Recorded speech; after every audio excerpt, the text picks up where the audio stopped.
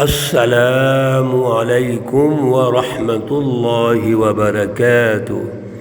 اعوذ باللہ من الشیطان الرجیم۔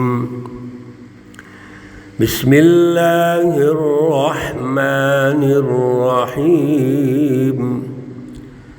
وَكُلُّ شَيْءٍ فَعَلُوهُ فِي الزُّبُرِ وَكُلُّ صَغِيرٍ وَكَبِيرٍ مُسْتَطَرٍ۔ صدق اللہ العلی العظیم۔ اللہم صلی علی سیدنا ومولانا محمد النبی الأمی وعلى آلہ واصحابہ وبارک وسلم علیہ۔ معزز سامعین و سامعات، پارہ نمبر 27 سورۃ القمر، آیات مقدسہ 52 تا 55 ہیں۔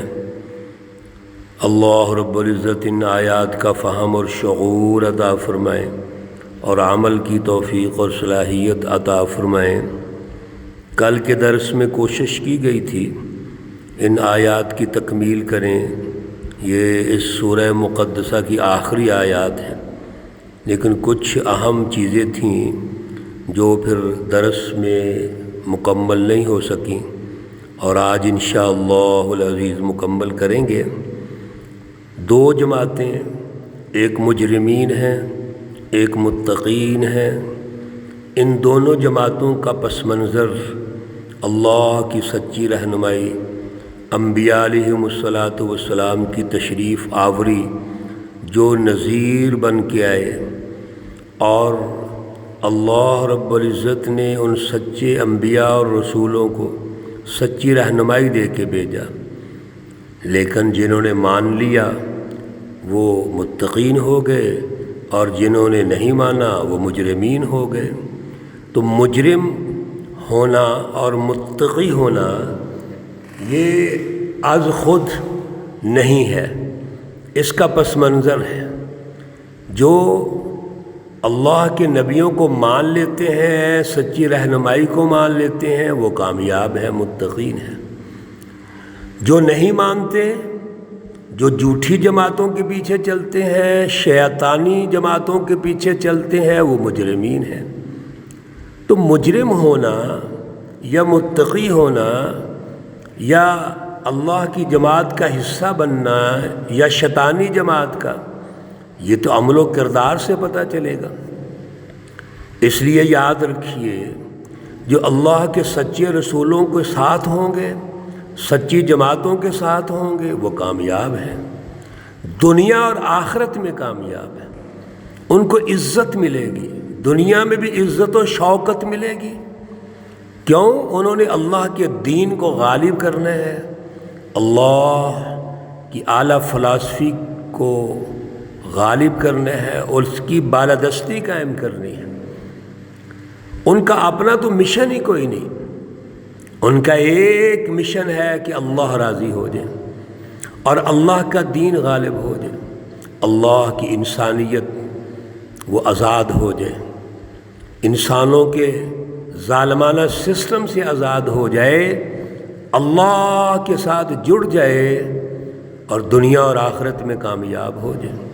جبکہ ان کے مقابلے میں جو شیطانی جماعتیں مجرمین ہیں، وہ خود بھی گمراہ ہیں۔ ان المجرمین فی ضلال وسعر، خود بھی گمراہ ہیں، اور انبیاء کے مقابلے میں آ کر انسانوں کو گمراہ کرنا چاہتے ہیں، اللہ سے دور رکھنا چاہتے ہیں۔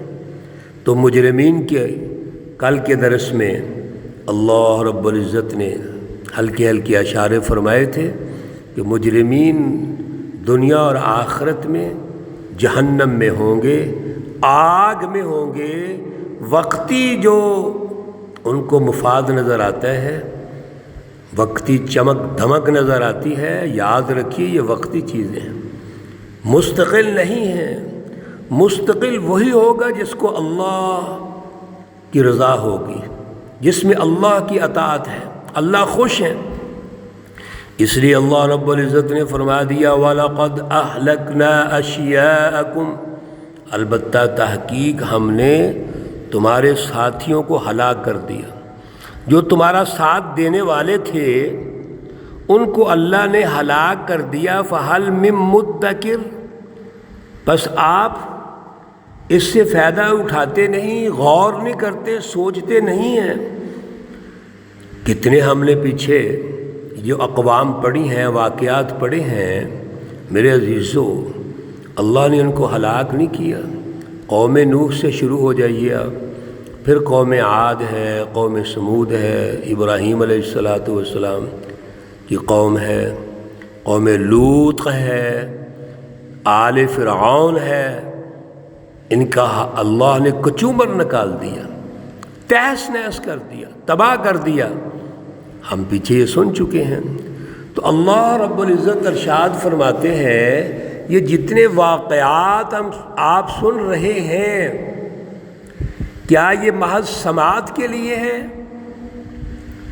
اس میں وہ ہم مزہ لے رہے ہیں سن کے؟ نہیں، فَهَلْ مِن مُدَّكِرٍ، یہ لفظ ذہن میں رکھیے، یہ غور و فکر کے لیے ہے۔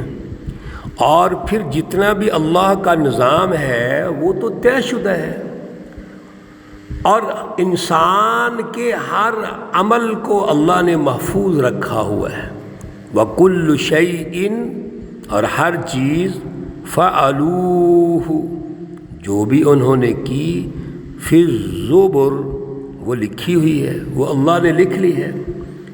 یہ دو فرشتے ہمارے دائیں اور بائیں جو بیٹھے ہوئے ہیں، کراما کاتبین یعلمون ما تفعلون، یہ سب کچھ لکھ رہے ہیں۔ جو ہم حرکت کرتے ہیں وہ فرشتے نوٹ کر لیتے ہیں۔ پھر ہم کیا سمجھ رہے ہیں کہ کیا ہوگا؟ اللہ کے دربار میں حاضر ہوں گے تو کیا وہاں پر ہمارا اعمال نامہ پیش نہیں کیا جائے گا؟ یہ اعمال نامہ پیش کیا جائے گا جس میں ایک ایک چیز درج ہوگی، ہماری پوری آڈیو ویڈیو سب کچھ اللہ کے سامنے پیش ہوگا۔ اور پھر وَكُلُّ صَغِيرٍ وَكَبِيرٍ، ہر چھوٹی اور بڑی چیز مستطر، وہ لکھی ہوئی ہے۔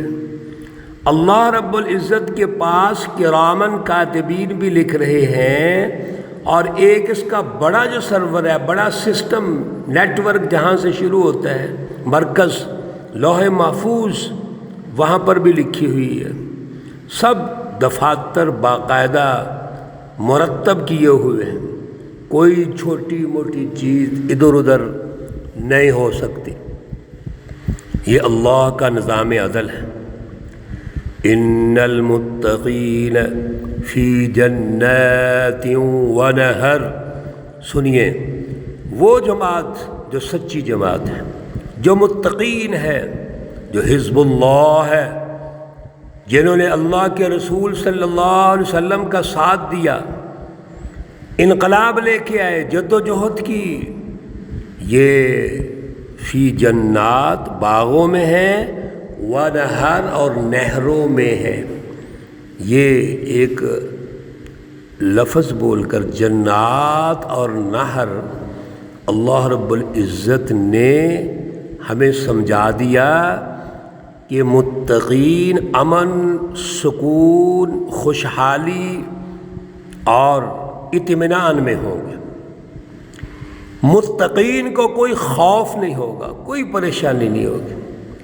میرے عزیزو، آپ تاریخ تو دیکھیے، رسول اللہ صلی اللہ علیہ وسلم کے جان نثار صحابہ کرام، جب دین غالب ہوتا ہے، میرے رسول اللہ صلی اللہ علیہ وسلم دنیا سے تشریف بھی لے گئے، تو خلفائے راشدین کے دور میں وہ امن کا نظام، خوشحالی کا نظام دنیا کے سامنے جب پیش ہوتا ہے تو بین الاقوامی سطح پر کیسر و کسرا شکست کھا جاتے ہیں۔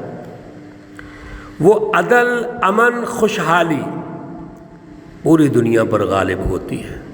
یہ ہے دین کا غلبہ، دین کے غلبے سے مراد اس کے عدل کے نظام کا غلبہ ہے، ظلم کا خاتمہ ہے، امن و امان کو قائم کرنا ہے، حقوق کو قائم کرنا ہے، خوشحالی لے کے آنی ہے، ہر قسم کی غربت کو ختم کرنا ہے، فرقہ واریت کو ختم کرنا ہے، انتہا پسندی کو ختم کرنا ہے۔ یہ ہے جنات و نہر، اور یہی سچی جماعت جب اللہ کے پاس جائے گی اللہ ان کو جنت عطا کریں گے۔ وہ جنت سبحان اللہ، اس کی جو باغات ہیں، جنات ہیں، نہریں ہیں، چشمے ہیں، انعامات ہیں، اس کا تو کوئی مثل ہی نہیں، کوئی نظیر ہی نہیں ہے، اتنی اعلیٰ جنت ہوگی۔ اور یہاں ایک آخری آیت بڑی اہم، اللہ رب العزت نے بڑے خوبصورت انداز میں سمجھایا کہ وہ جنتی کہاں ہوں گے، جنت میں ہوں گے، اور فی مقعد صدق، وہ ایک بیٹھک میں ہوں گے، اور بیٹھک کیسی ہوگی؟ سچی بیٹھک، ایک مجلس، سچے لوگوں کی مجلس، یہ سچی جماعتوں کی مجلس ہے۔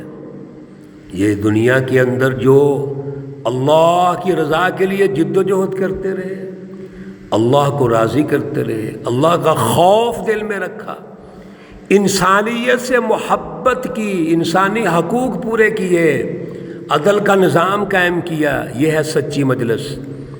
یہ کہاں ہوگی؟ عند ملیق مقتدر، یہ ہوگی ایک بادشاہ کے پاس، مقتدر جس کا سب پر قبضہ ہے، قبضے والی، قدرت والی، طاقت والی، مضبوط بادشاہ، ملیک مقتدر، وہ اعلیٰ قدرت والا بادشاہ۔ کون؟ اللہ۔ اب بتاؤ، دنیا میں تم جو بادشاہ تھے، حکمران اور سردار تھے مکہ والوں، تمہاری حیثیت کیا ہے؟ اور یہ سچی جماعت جس نے اللہ کو خوش کیا، آج اللہ کی مجلس میں ہے، اللہ کی بیٹھک میں ہے۔ یہ مجلس اللہ کی مجلس ہے، کیوں نہ ہو؟ یہ وہ سچی جماعت ہے صحابہ کرام کی، اولیاء اللہ کی۔ اور آج بھی جو سچی جماعتیں ہیں، وہ جب قیامت کے روز اللہ کے دربار میں جائیں گے تو اللہ رب العزت کے مجلس میں بیٹھیں گے۔ یہ بڑا انعام ہے ان کا، بڑا اعزاز ہے۔